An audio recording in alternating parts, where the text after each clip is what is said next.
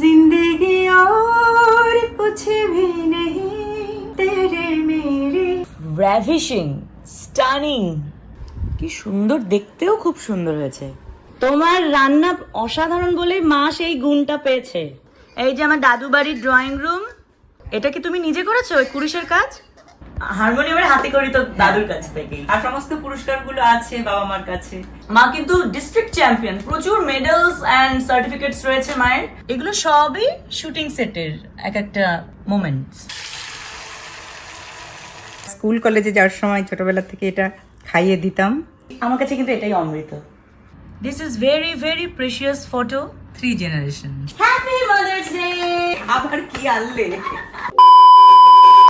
एक प्यार का नगमा है, मौजों की रवानी है, जिंदगी और कुछ भी नहीं तेरे मेरे कहानी है, एक प्यार का नगमा है। Happy mother's day. Thank you, happy mother's day. আমার ভীষণ প্রিয় গান, খুব মিষ্টি করে গাইলে। Thank you. আজকে একটা স্পেশাল দিন, মায়েদের দিন। আচ্ছা, আলাদা করে কি মায়েদের দিনগুলো কিছু হয়? কারণ আমার কাছে রোজই মায়ের দিন। মায়ের বকুনি খেয়ে স্টার্ট হয়, আদর খেয়ে ঘুমানো অব্দি। তাও আজকে যেহেতু বিশ্ব মাতৃ দিবস, so happy mother's day to all mothers in the world including you. Thank you. সমস্ত মায়েদের জন্য অনেক অনেক শুভেচ্ছা। যে যেখানে থাকুক ভালো থাকুক, আমার মাও যেখানে আছে সেও যেন ভালো থাকে, সুস্থ থাকে। হ্যাঁ, আমার দিদা ওপার বাংলায়। যাই হোক, হ্যাঁ, আজকে কিছু কিছু কথা শেয়ার করব। আজকে অনেক কিছু তোমাদের সঙ্গে শেয়ার করার আছে। মায়ের গল্প, মায়ের গল্প, সবটা দেখতে হলে চোখ রাখতে হবে জিরো স্টাইলে। আগে এখান থেকে হোক। এই শুরুতেই আমি, এই দেখো আমার মা আর আমার মায়ের মা। এটা আমিও ছোটবেলায়। এই রে বাবা রে, এখানে না আমাকে পুরো বাবার মতো লাগছে দেখতে। এই দেখো আমি কত স্টেজ প্রোগ্রাম করতাম। যাই হোক, এগুলো পরে দেখাবো।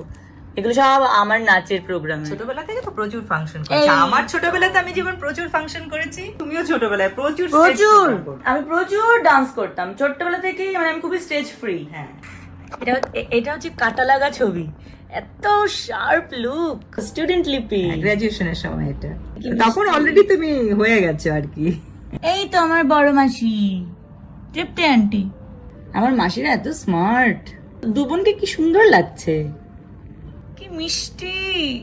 90s এর হিরোইন।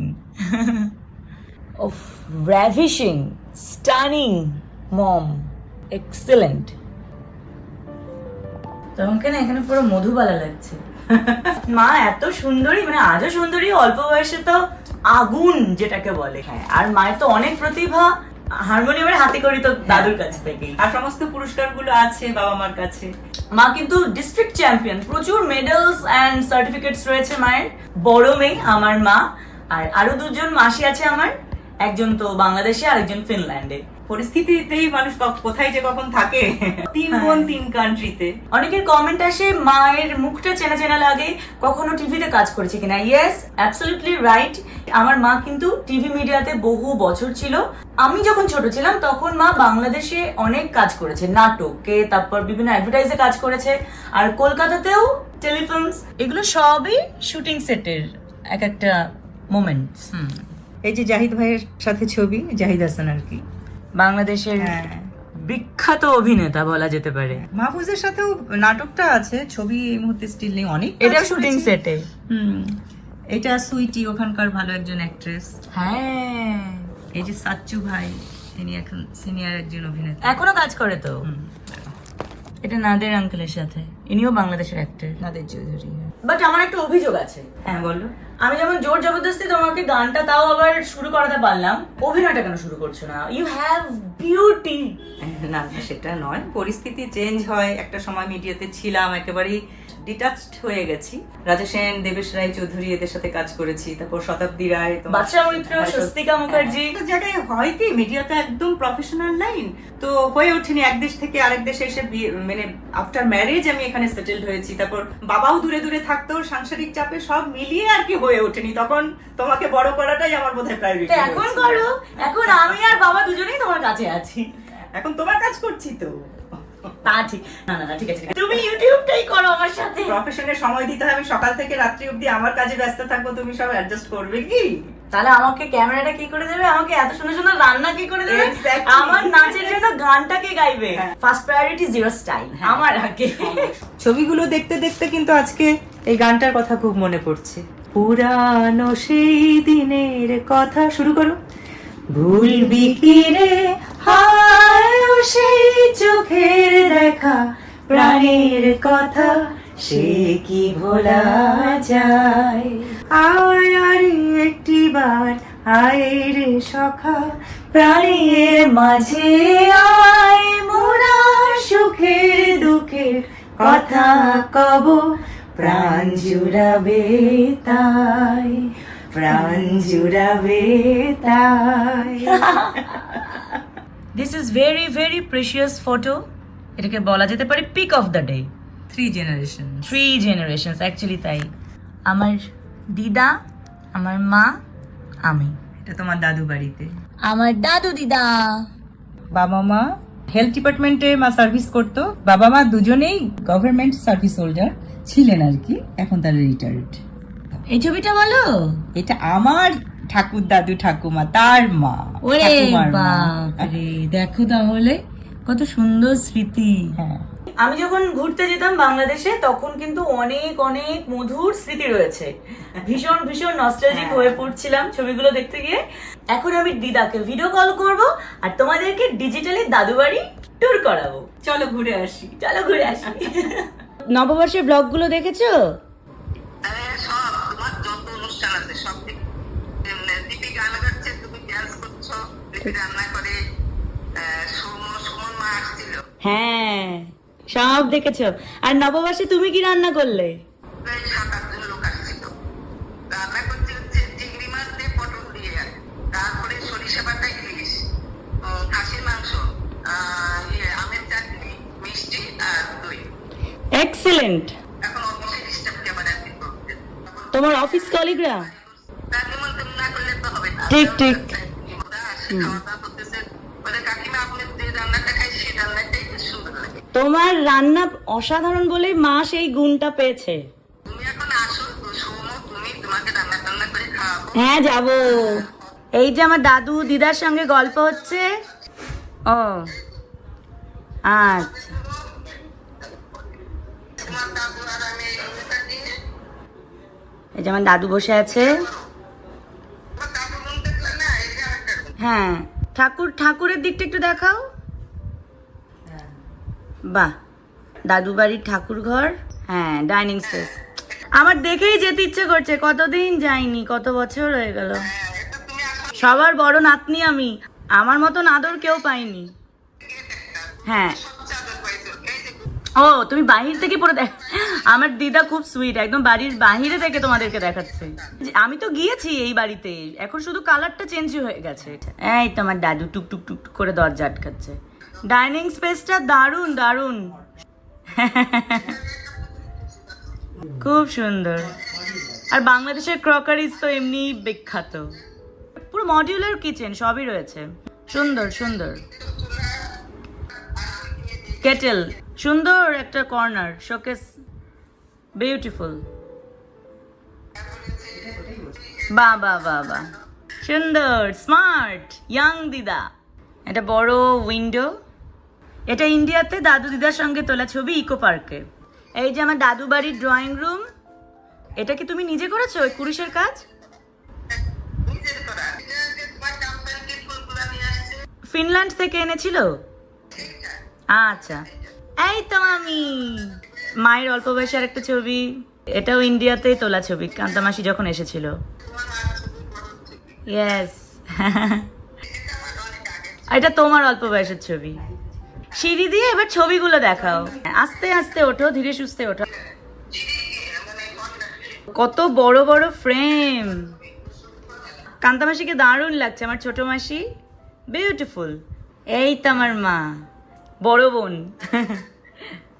খুব ভালো করেছো, সিঁড়ির পাশ দিয়ে বড় বড় ফ্রেম, অনেক বড় স্পেস, খুব সুন্দর, লাইটিংটাও ভালো। সাবধানে থাকো, শরীরের খেয়াল রাখো।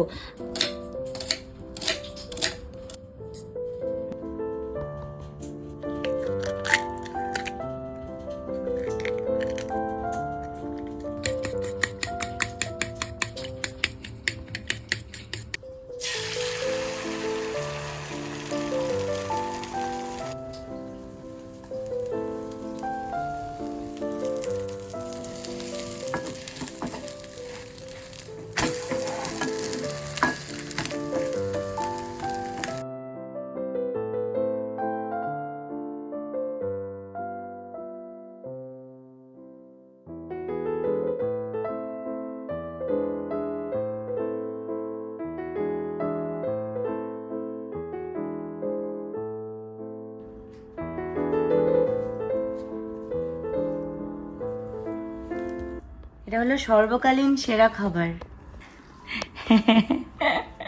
Happy mother's day. এই মাদার্স ডেতে ওর ছোটবেলা থেকে যে খাবারটা সবচেয়ে প্রিয়, আমার হাতে সব রান্নাই ভালোবাসে, তার মধ্যেও ঝটপট কাজের সময় বা স্কুল কলেজে যাওয়ার সময় ছোটবেলা থেকে এটা খাইয়ে দিতাম। এখনো বললো মা একটু দাও না, ঘি আলু সেদ্ধ ভাত। একদমই তাই, এটা আমার কাছে সব থেকে প্রিয় খাবার।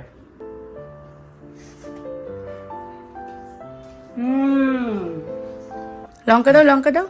না, এইটা গ্লাসটা নাও, না না না। সিরিয়াসলি, এই যে আমি এখন ঘি আলু সেদ্ধ ডিম খাচ্ছি, আমার কাছে কিন্তু এটাই অমৃত। ভালোবাসা, ভালোবাসা। মা তুমি খাও, তুমি খাও। এখন সেদ্ধ ভাত খাচ্ছ ঠিক আছে, কিন্তু আমি কিন্তু একটা ডেজার্ট আইটেম রান্না করেছি তোমার জন্য। আগে এটা খেয়ে নিই, এটাও আমার কাছে স্পেশালি, এটা খেয়ে নিই, তারপর সেই স্পেশাল ডেজার্টটা নিয়ে আসছি। একদম।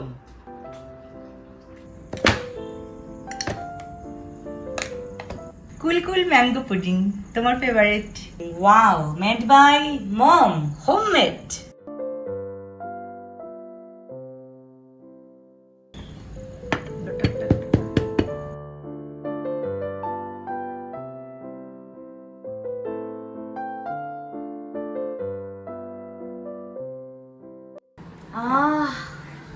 তো সুন্দর, এটা না কাটিং করতেও ইচ্ছে করছে না।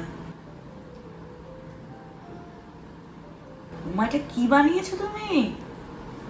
ভালো লাগছে, phenomenal, thank you so much. খাও। আচ্ছা, আমি তো ডিম দিয়ে পুডিং খেয়েছি, এই ধরনের পুডিং কিন্তু এর আগে খাইনি। এটা আমার মাথা থেকে কি করে বেরোলো? ক্যারামেল পুডিং বা ডিম দিয়ে, ডিম ছাড়াও অনেক ধরনের পুডিংই করি, তো মনে হলো আমের সিজন নাম দিয়ে করি। কি সুন্দর, দেখতেও খুব সুন্দর হয়েছে, অপূর্ব। কেটে আর খেলো না, ডিরেক্ট পুরোটাই নিয়ে নিয়েছে। আচ্ছা, তুমি তো ভালোবেসে আমার জন্যই বানিয়েছো। একদম। Last but not the least, টানটানা। অ্যাকচুয়ালি মাকে যে আমি কি দেবো বুঝে উঠতে পারি না, কারণ কিছুই নিতে চায় না। একটা টোকেন অফ লাভ বলা যেতে পারে, আমি ছোট্ট একটা গিফট এনেছি, তবে মা সেটা জানে না, একদমই সারপ্রাইজ। Happy mother's day. আবার কি আনলে?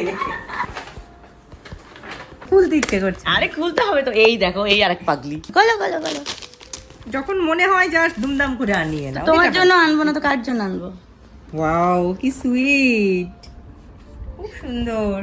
French lavender shower gel body lotion আর after bath oil, the French নোটের একটা গিফট ট্রায়াল প্যাক। খুব সুন্দর হয়েছে। এটা তোমার আরো পছন্দ হবে। Life is too short buy more house plants. বাহ, wow.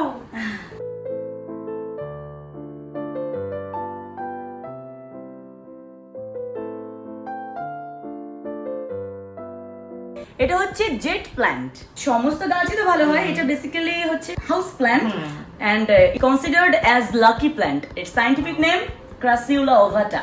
Thank you so much mom. তোমার ভালো লেগেছে? Love you. একটু ভালো লেগেছে না অনেকটা? অনেক, কারণ লাইফ প্ল্যান্ট, জীবন আমরা বেঁচে আছি তো এই প্ল্যান্ট এবং অক্সিজেনের জন্য। একদমই তাই। Once again, happy Mother's Day to all mothers. আজকে এই অবধি, আশা করি তোমাদের ভালো লেগেছে। আবারও চলে আসবো নতুন দিনে নতুন ব্লগ নিয়ে। Till then, tata, bye bye.